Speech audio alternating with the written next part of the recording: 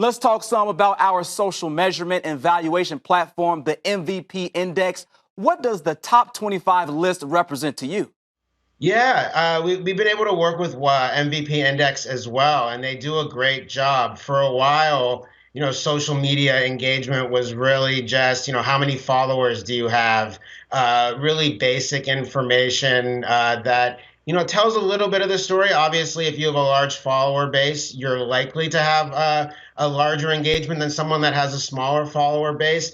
But what MVPindex tracks is, how much engagement they have, how much how many users are really interacting with tweets or Instagram posts, and that really is what companies look for, or should look for in a brand ambassador. You don't want someone that has a ton of followers that might not tweet much, or when they do tweet, there's not a lot of engagement with their fans. You really want the social ambassadors that have a lot of engagement with their fans, and MVPindex does a great job of that. And their rankings aren't just the top 25 highest follower counts in sports. It's really the athletes that are cultivating the interest with their fans and really driving that engagement that brands look for.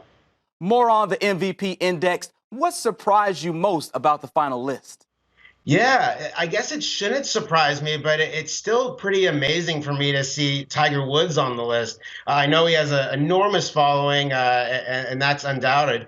But it's still amazing to see him. This is all athletes and all sports, and it's still incredible to see him that high in terms of his social buzz and his social engagement, despite not playing for a really prolonged period of time. I guess Jeff Gordon's in that boat as well, although he's on television. But it was interesting for me, at least, to see athletes that have retired and aren't in the public eye as much in high profile events still be so resonant with their fan bases. So if I had to choose personally, I guess it would be Tiger Woods and Jeff Gordon, but I probably shouldn't be as surprised as I was.